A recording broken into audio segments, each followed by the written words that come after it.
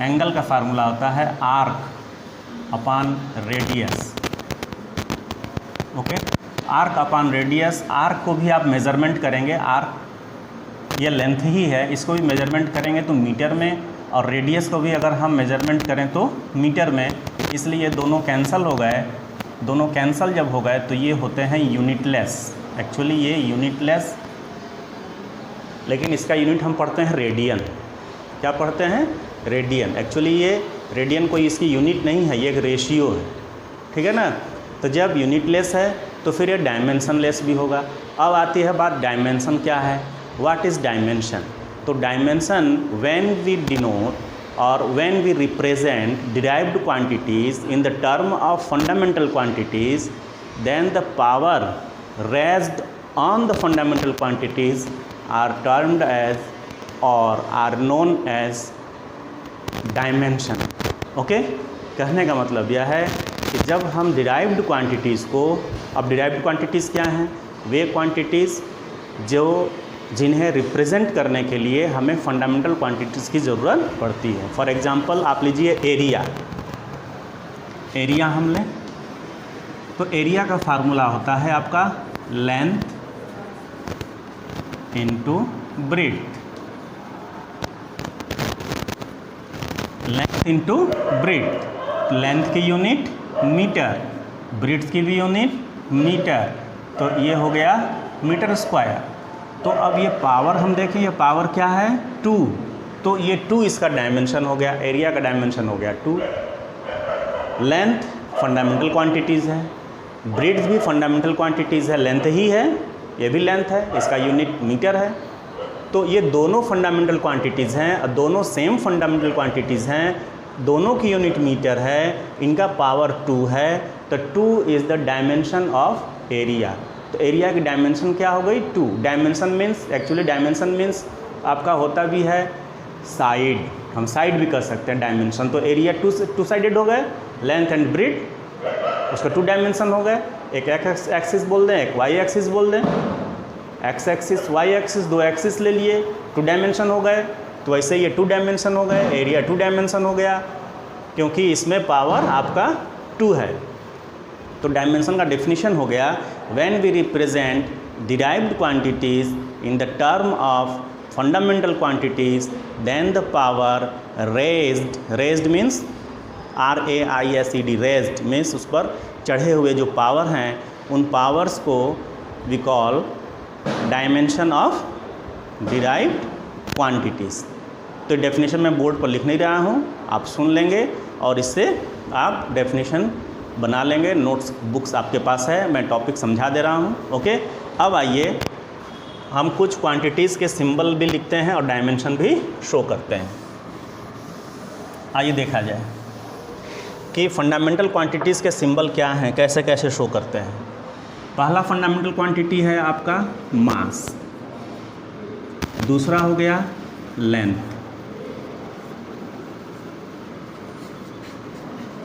तीसरा हो गया टाइम, फिर आपका हो गया temperature,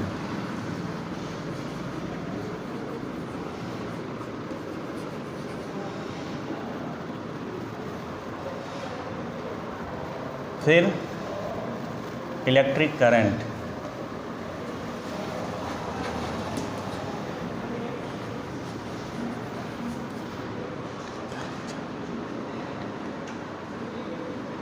one two three four 5, फिर आपका हो गया ल्यूमिनस इंटेंसिटी,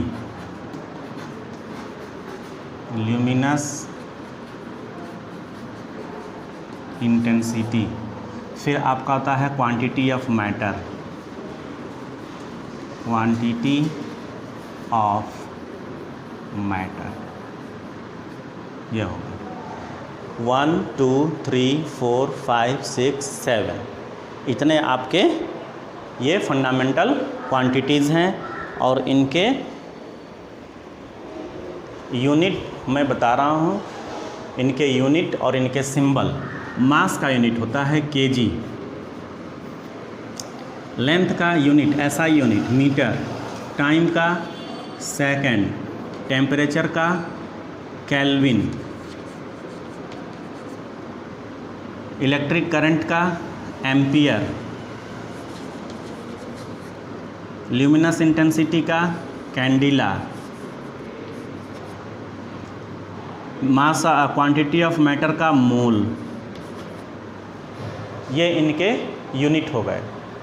ओके, अब सिंबल देखा जाए, इनके सिंबल क्या हैं। तो मास का जो सिंबल है वो है कैपिटल M, लेंथ का कैपिटल L, टाइम का कैपिटल T, टेम्परेचर का कैपिटल K, एम्पियर का कैपिटल A,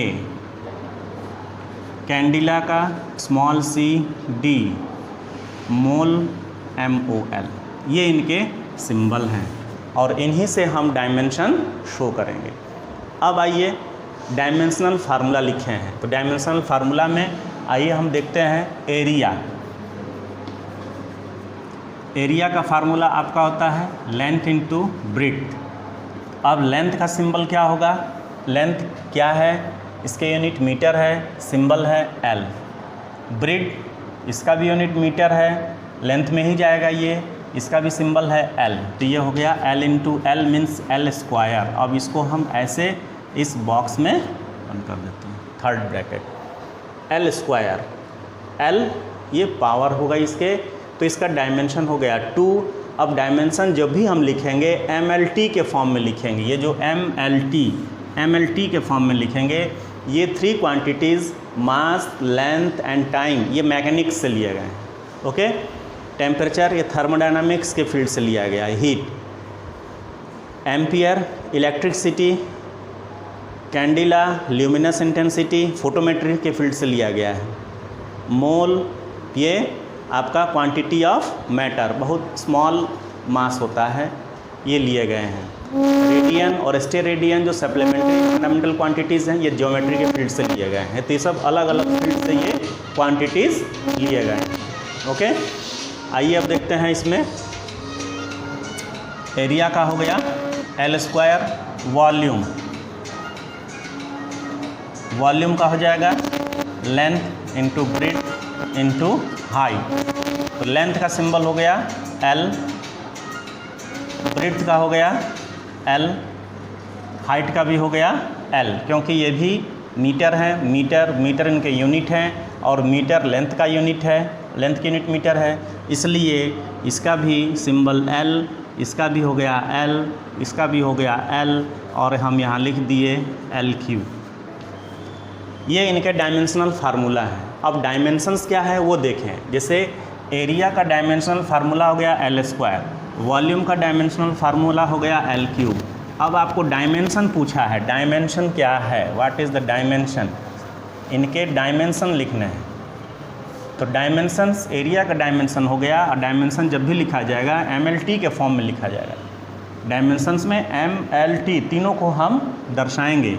तो यहाँ M एब्सेंट है तो पावर 0, L है 2 और T आपका नहीं है, तो M0, L2 और T0 ये हो गए।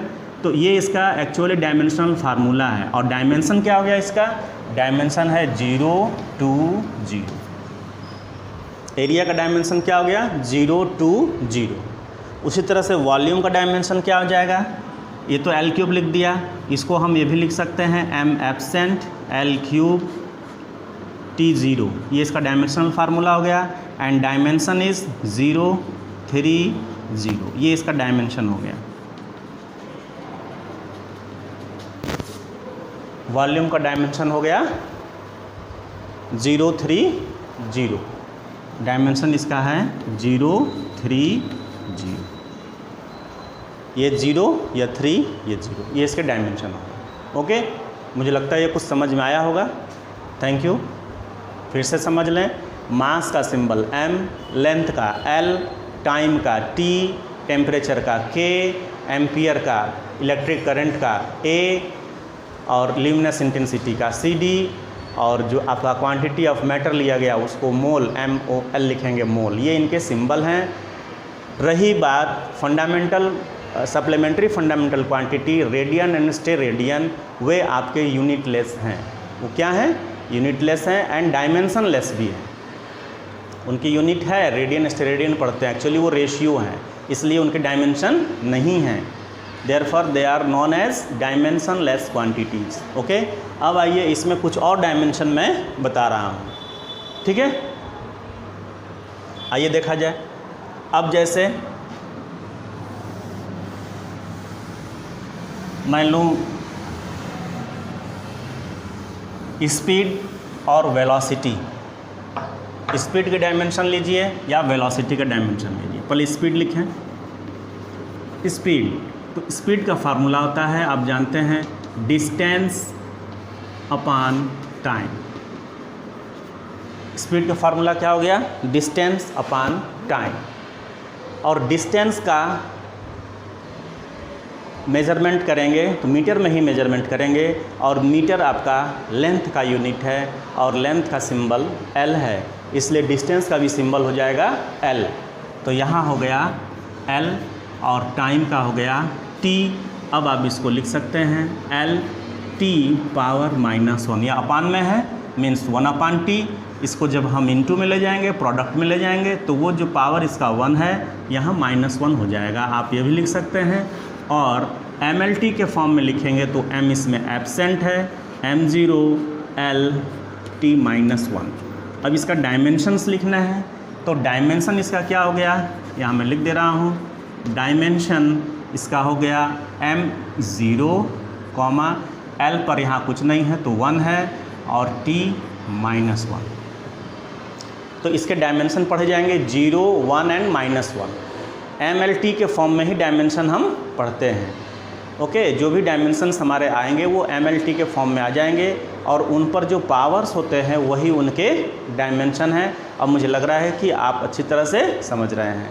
वेलोसिटी का अगर लिया जाए तो वेलोसिटी का डिस्प्लेसमेंट अपॉन टाइम हो जाता है, डिस्टेंस का जगह डिस्प्लेसमेंट, और डिस्प्लेसमेंट को भी मेजर करेंगे तो आप मीटर में ही मेजर करेंगे, तो इसलिए डिस्प्लेसमेंट का भी हो जाएगा मीटर, और वो आपको L से शो करेंगे। L/T मीन्स सेम, यही आपका आएगा डायमेंशन। वेलोसिटी का भी डायमेंशन यही होगा। अब आइए एक्सेलरेशन देखा जाए, एक्सेलरेशन और रिटार्डेशन। एक्सेलरेशन और रिटार्डेशन।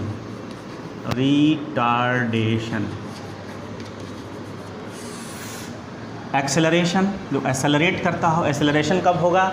जब फाइनल वेलोसिटी किसी ऑब्जेक्ट की, मूविंग ऑब्जेक्ट की फाइनल वेलोसिटी इनिशियल वेलोसिटी से अधिक हो, तब तो उसमें एक्सेलरेशन होता है, मीन्स वो मूविंग ऑब्जेक्ट एक्सेलरेट कर रहा है। एंड रिटार्डेशन कब होता है? जब फाइनल वेलोसिटी किसी ऑब्जेक्ट की, मूविंग ऑब्जेक्ट की फाइनल वेलोसिटी इनिशियल वेलोसिटी से कम हो, तो उस समय वो नेगेटिव एक्सेलरेशन होते हैं, या फिर उसको हम रिटार्डेशन कहते हैं। मीन्स एक्सेलरेशन का नेगेटिव होता है रिटार्डेशन। एक्सेलरेशन जब हम एक्सेलरेट करेंगे, बाइक हम एक्सेलरेट करते हैं, तेज़ चलाते हैं, गाड़ी की स्पीड बढ़ जाती है तो वो एक्सेलरेट होती है। रिटार्डेशन जब हम ब्रेक वगैरह यूज़ करते हैं या एक्सेलरेटर को लूज़ कर देते हैं तो वो रिटार्ड होते हैं। रिटार्ड होना मतलब ब्रेक लगना, ब्रेक लगाना या फिर उसकी गति को धीमा करना। ओके, अब आइए एक्सेलरेशन का क्या हो जाएगा? एक्सेलरेशन का फार्मूला होता है acceleration equal to change in velocity upon time. Change in time लिखिए या change in velocity upon time लिखिए, तो वेलोसिटी का डायमेंशन वही होगा। ये चेंज इन वेलोसिटी है, v वेलोसिटी है, और delta means change in velocity. तो वेलोसिटी का आपका यही है LT -1, जो स्पीड का है वही वेलोसिटी का है, और टाइम का आपका T, और ये आपका हो जाएगा LT पावर -1, और ये भी अपॉन T है, यहाँ पावर 1 है, ये भी आपका ऊपर जाएगा तो एक और -1 हो गया, और ये आपका हो गया LT पर पावर -2, LT पावर -2, ये हो गया। अभी इसको हम MLT के फॉर्म में अगर लिखना चाहें, MLT के फॉर्म में अगर लिखना चाहते हैं तो ये हो गया M0, M एब्सेंट है, LT power -2, M0 LT power -2।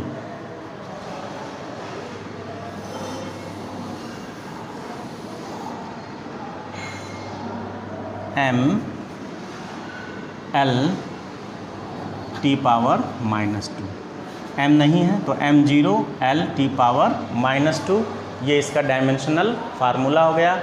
और इसके डायमेंशन क्या हो गए? 0 1 -2, डायमेंशन हो गया 0 1 और -2। तो एक्सेलरेशन का हो गया डायमेंशन 0 1 -2। अब आइए फोर्स का देखा जाए। एक्सेलरेशन हो गए, फोर्स का देखा जाए।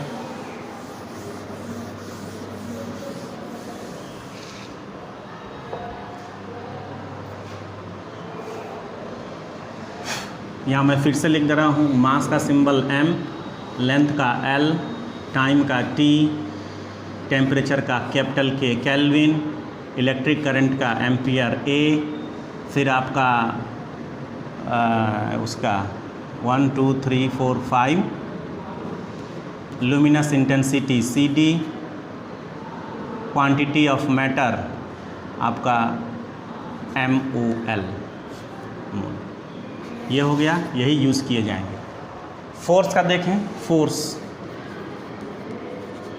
फोर्स आपका होता है मास इनटू एक्सेलरेशन।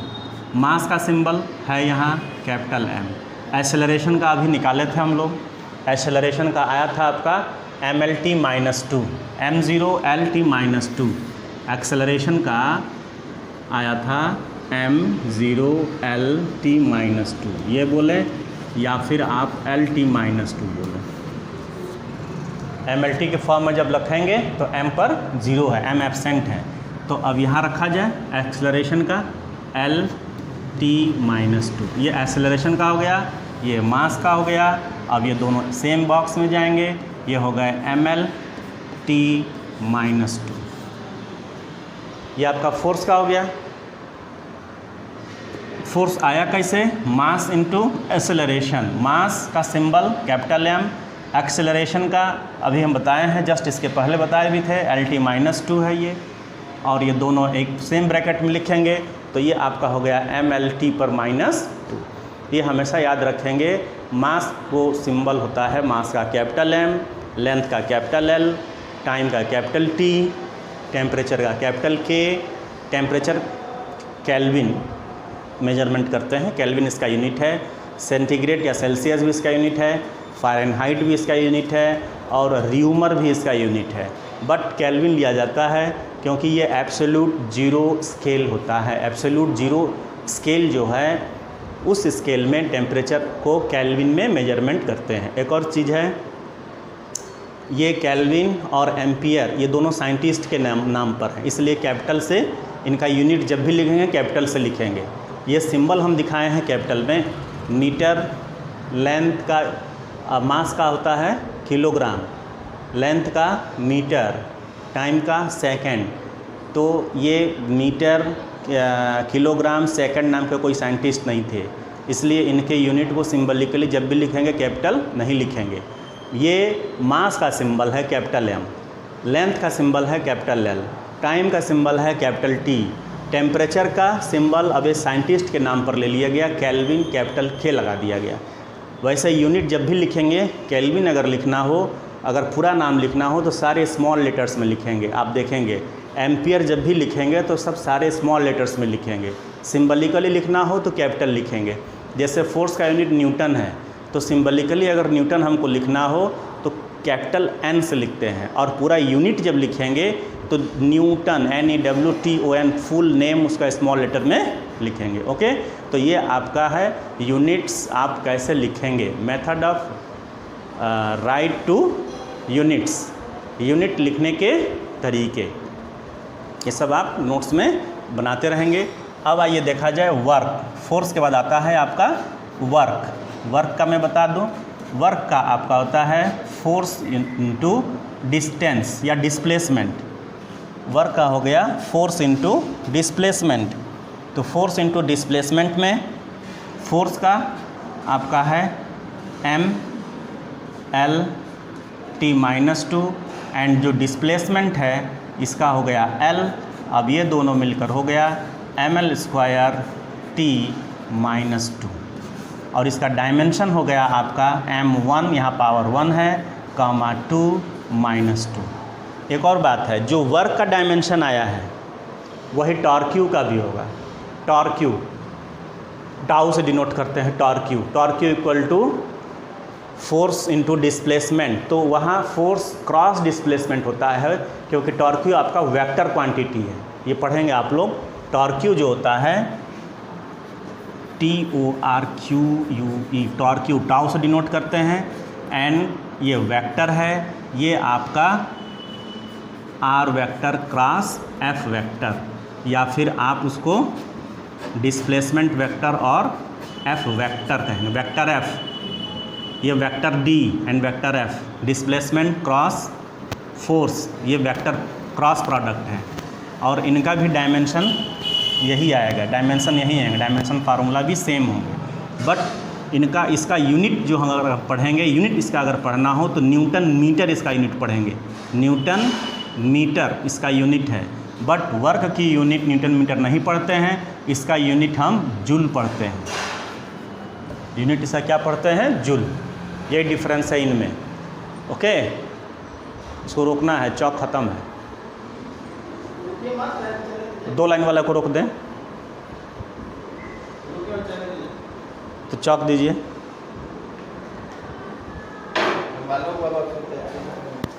ये महाराज इसको रोक दे रहे हैं, तब तो बेमतर टाइम ले रहा है। हैं? 2 लाइन ना, 2 लाइन ना, 2 लाइन जो लगा उसी को ना रोकेंगे। अरे 2 को खड़ा बनल वही के ना।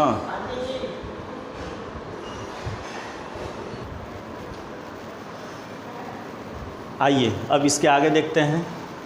वर्क का जो डायमेंशनल फार्मूला है सेम वही आपका टॉर्क क्यू का होगा, क्योंकि यहाँ भी फोर्स है, फोर्स यहाँ भी है, और यहाँ भी डिस्प्लेसमेंट है, यहाँ भी डिस्प्लेसमेंट है। एक्चुअली ये जो क्रॉस करके देखे हैं इसको क्रॉस प्रोडक्ट नहीं, एक्चुअली ये इनटू होता है, dot product F in dot D।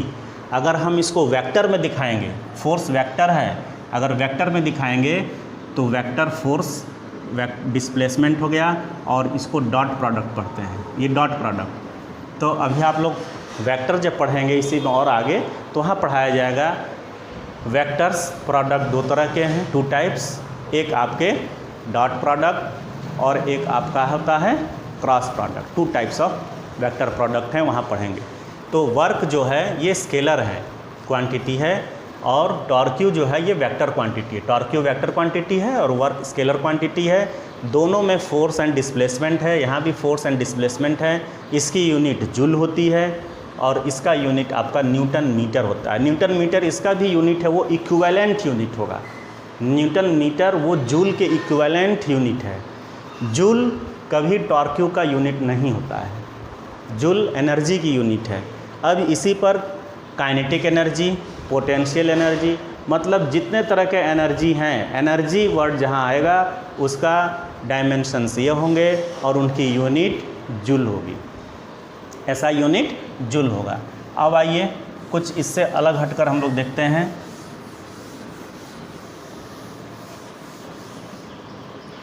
जैसे हम लें angular velocity, angular velocity,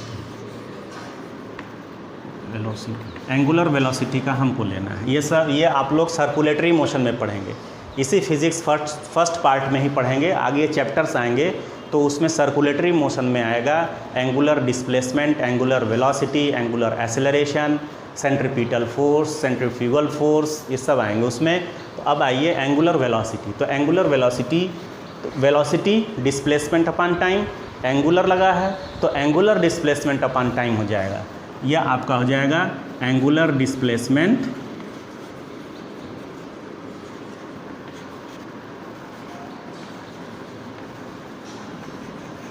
upon time. अब एंगुलर डिस्प्लेसमेंट, तो एंगुलर डिस्प्लेसमेंट मीन्स एंगल, या फिर डेल्टा थीटा करिए, ये एंगल है, अपॉन टाइम।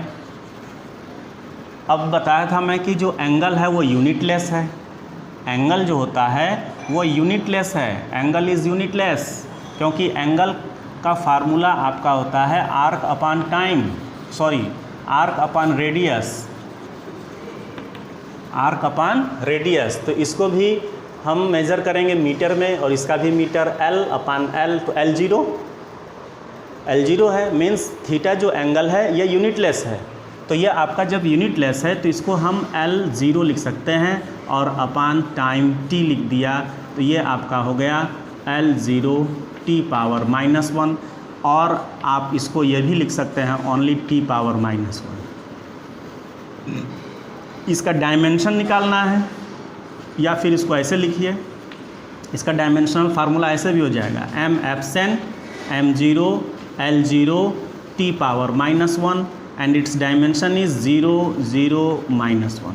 एक और चीज़ है, फिर से समझ लें, एंगुलर वेलोसिटी का एंगुलर डिस्प्लेसमेंट अपॉन टाइम, जैसे वेलोसिटी का होता है डिस्प्लेसमेंट अपॉन टाइम, सेम उसी तरह से एंगुलर वेलोसिटी है तो एंगुलर डिस्प्लेसमेंट होगा, एंगुलर डिस्प्लेसमेंट अपॉन टाइम हुआ।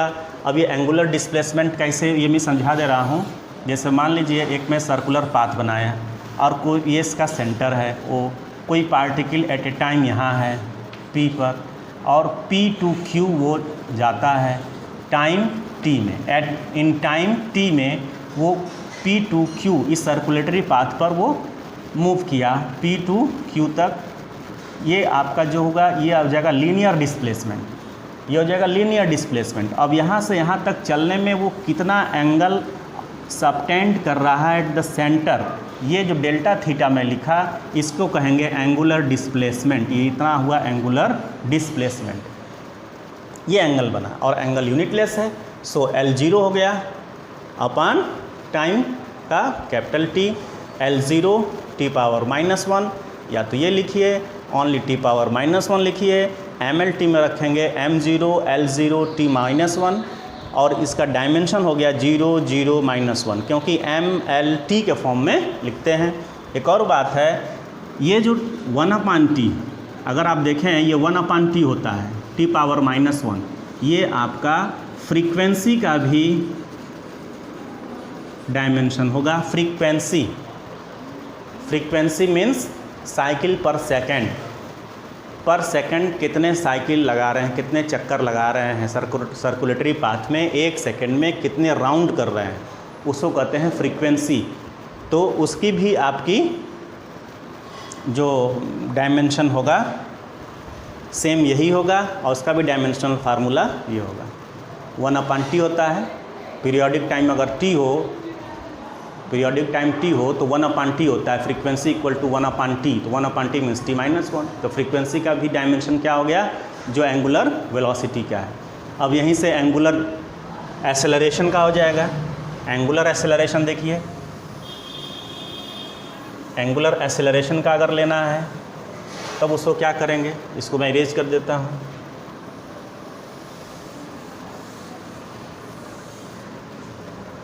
Angular acceleration,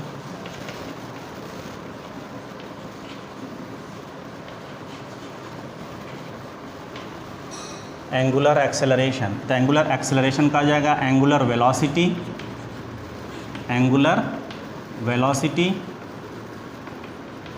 upon time, angular velocity upon time acceleration. और एंगुलर वेलोसिटी का अभी हम लोग फाइंड किए थे L0 t -1 अपॉन टाइम, ये आपका हो गया L0 t -1, और ये फिर आपका आ गया ऊपर -1 मीन्स L0 t -2। ये इसका डायमेंशन फार्मूला यह लिखें, और आप ये भी लिख सकते हैं m0 L0 t -2, ये डायमेंशनल फार्मूला, और डायमेंशन 0 0 -2। डायमेंशन 0 0 -2 मीन्स इसका मतलब ये होता है एंगुलर एक्सेलरेशन में मास एब्सेंट है, लेंथ एब्सेंट है, एंड टाइम -2 टाइम्स है, पावर इसका -2 है। ओके, तो ये आपका इतना रहा। अब आप क्या करेंगे, इसमें energy, potential energy, kinetic energy, इनके dimensional formula, centripetal force, centrifugal force, इनके डायमेंशनल फार्मूला आप लिखेंगे। वीडियो अगर पसंद आया हो आपको आज का वीडियो, लाइक करिए, शेयर करिए, और जो बच्चे नहीं पढ़ रहे हैं उन तक पहुंचाइए। युग निर्माण सीनियर सेकेंडरी स्कूल के चैनल को सब्सक्राइब करिए। नेक्स्ट टर्म में जब पढ़ाऊंगा तो यूज़ ऑफ डायमेंशन, अगर आपको इसमें कोई प्रॉब्लम हो, कुछ समझ में न आता हो तो कमेंट बॉक्स में बेहिचक पूछ सकते हैं। ग्रुप में, आपके क्लास या ग्रुप में मेरा नंबर है, पर्सनली उस पर भी आप पूछ सकते हैं। थैंक यू, धन्यवाद।